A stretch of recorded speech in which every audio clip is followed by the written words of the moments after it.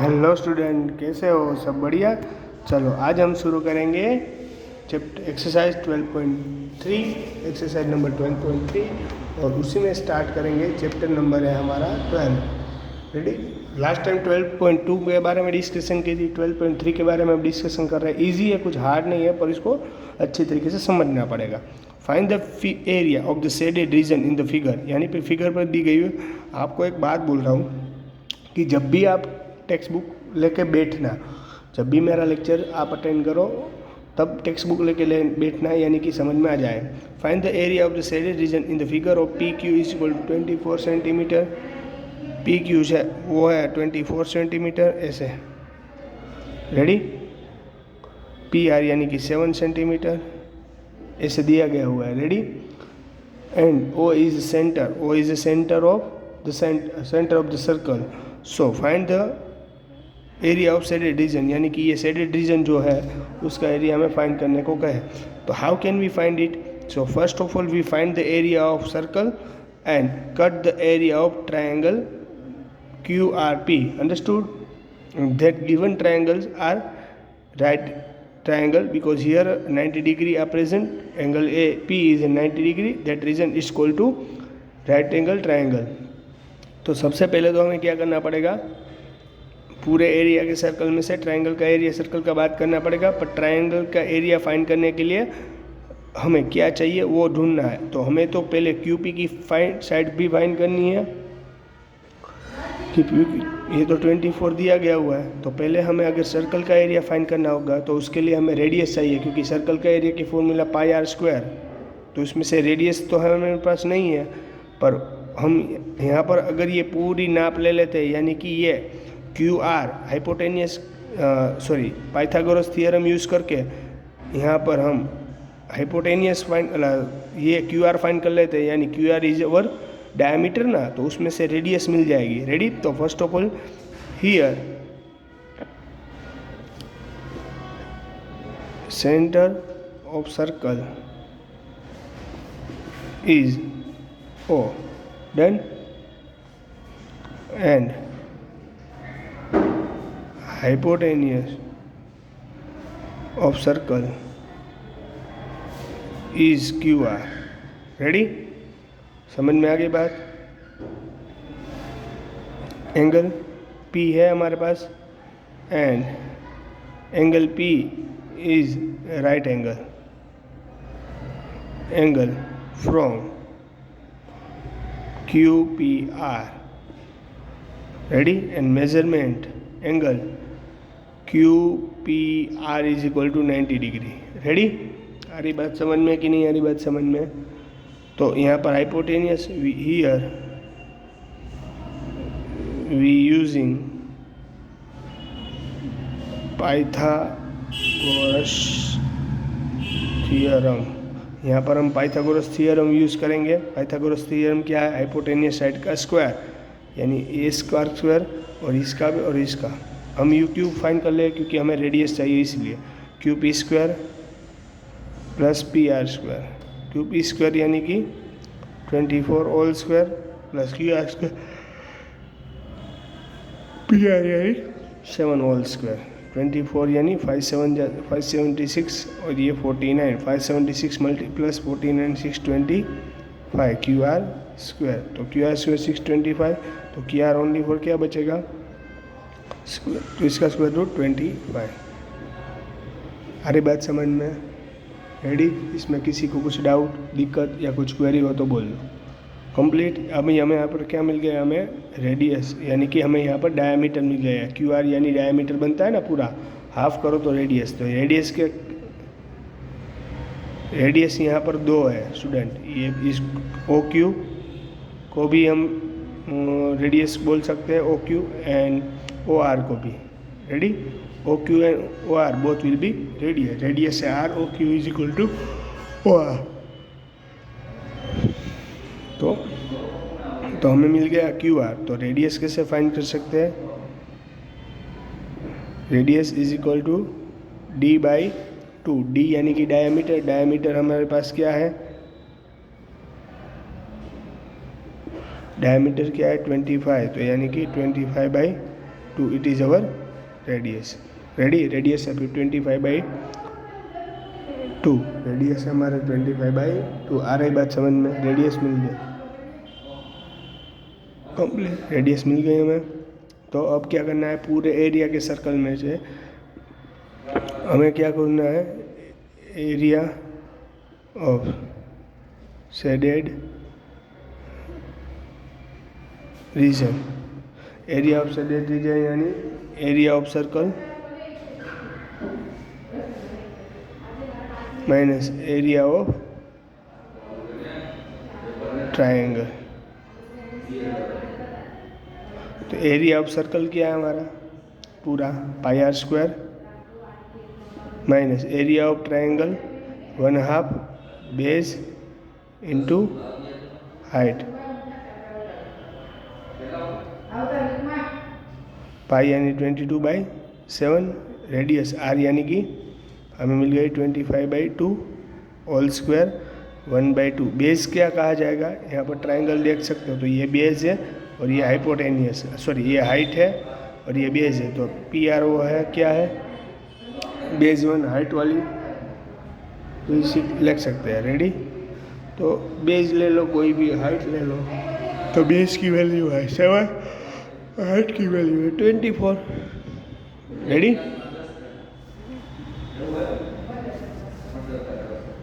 Ready,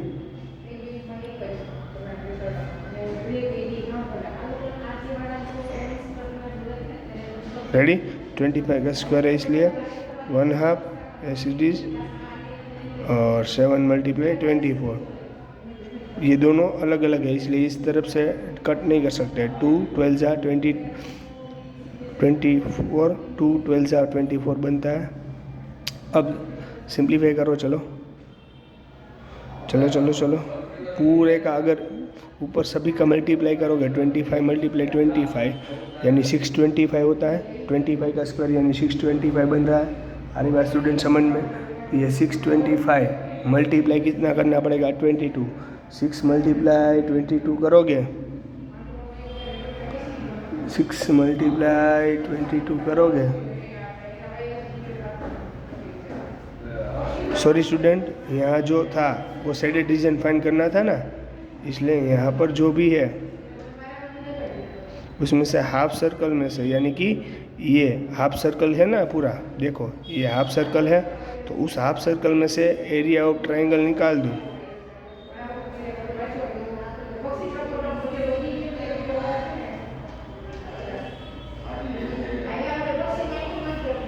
ready student, तो 1/2, ये circle half ही है ना, ये पूरे सर्कल में से तो हाफ सर्कल यानी इस सर्कल में से मैं ट्रायंगल का एरिया निकाल दूँ, यानी ये मिल जाएगा हाफ सर्कल, यानी हाफ सर्कल के एरिया में से निकालना, तो यानी 1/2 और आएगा।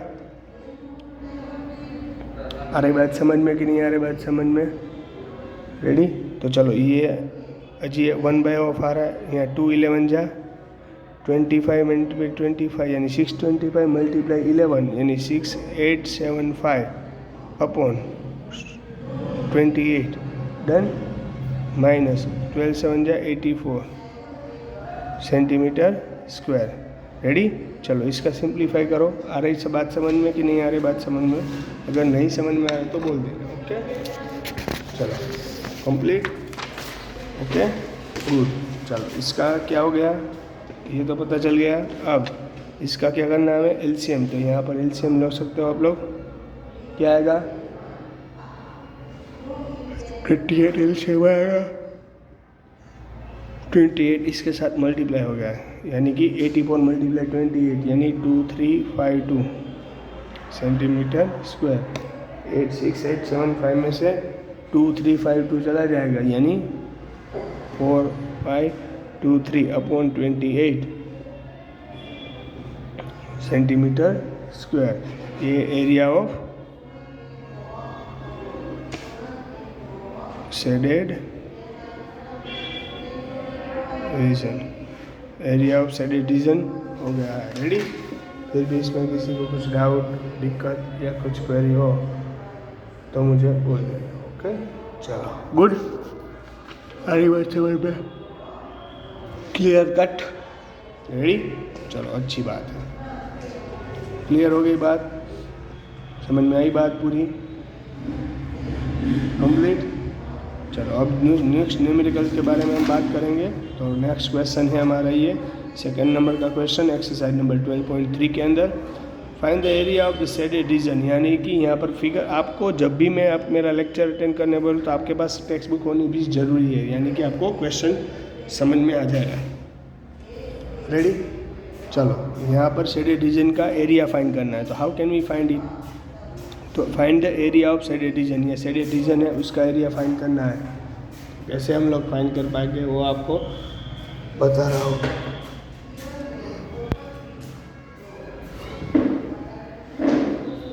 Find the area of shaded region in the figure if radius of the two concentric circle, ये सर्कल है कॉन्सेंट्रिक सर्कल है, इसका एरिया फाइंड करना है। तो find the shaded region in the figure radius of the two concentric circle, यानी कि concentric circle एक ही सेंटर है उसका, कॉन्सेंट्रिक सर्कल यानी एक ही सेंटर वाला दो circles. Centre of R 7 centimetre, उसकी रेडियस है आर 7 सेंटीमीटर फर्स्ट सर्कल की, यानी कि यहाँ पर एक स्मॉल सर्कल है और एक लार्ज सर्कल है। तो यहाँ पर दोनों की रेडियस के different radius of small circle, उसे मैं R1 कह देता हूँ 7 सेंटीमीटर, और सेकेंड रेडियस हमें दी गई हुई है 14 सेंटीमीटर। ये बड़ा जो सर्कल है उसकी रेडियस है 40, तो यहाँ पर लिखना पड़ेगा radius of large circle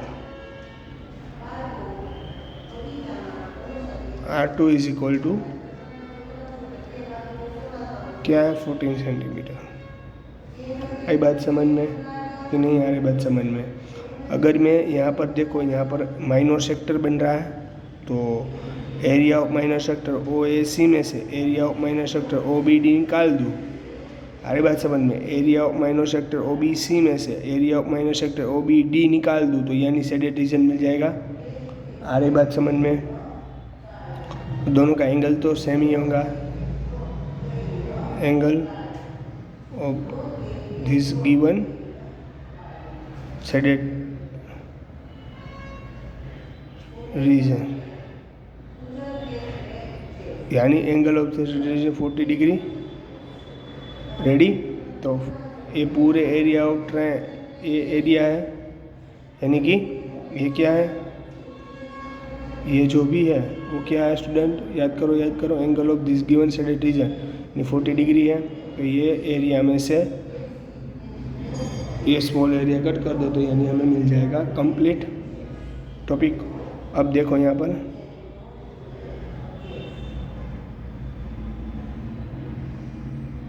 complete, तो फॉर्मूला यूज़ कर लो डायरेक्ट। ओके चलो, एरिया ऑफ शेडेड रीजन यानी area of minor sector OAC minus area of minor sector OBD, दोनों का एंगल तो सेम ही है student. Area of theta upon 360 multiply pi R, ये बड़ा जो सेक्टर है उसका एंगल है, उसकी रेडियस है R1 7, तो R1 बड़ा है तो इसलिए R2 स्क्वायर और theta upon 360 degree multiply pi R1 square, क्योंकि जो सर्कल था उसकी रेडियस 7 थी इसलिए उसको R1 हमने लिखा था, यहाँ पर लिखा था ना। रेडी, उसी रीजन से थीटा क्या है, दोनों का सेम मल्टीप्लाई पाई, दोनों में अगर जो सेम क्वांटिटी उसको कॉमन लेना है तो कोई दिक्कत नहीं। R2 यानी रेडियस 2 क्या थी 40 सेंटीमीटर यानी 14 का स्क्वायर, और theta upon 360 multiply pi R1 यानी कि 7 स्क्वायर। रेडी, दोनों में से कॉमन क्या है पाई, तो निकाल लिया। तो यहाँ पर 0 को 4 9 जा 36 यानी 14 इसका स्क्वायर है मल्टीप्लाई 14 4 9 जा 36 डिवाइडेड बाई 9, यहाँ पर भी ऐसा ही होगा।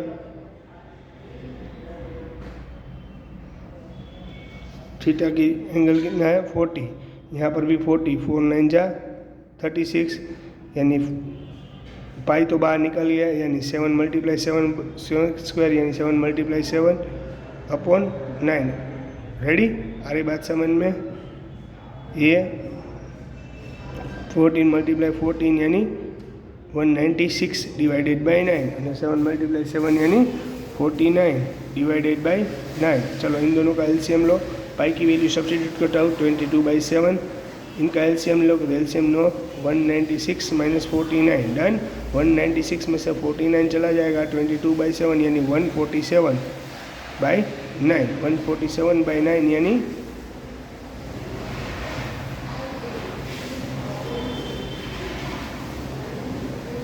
120, यानी अब इसका क्या करना पड़ेगा कट, तो 21 4 जा 21 7 जा 147 होता है, और 21 × 22/9, 21 × 22 करोगे तो आंसर आएगा, अभी भी इसका कट हो सकता है, जो 3 3 जा 9 और 7 3 जा ये 3 3 कट।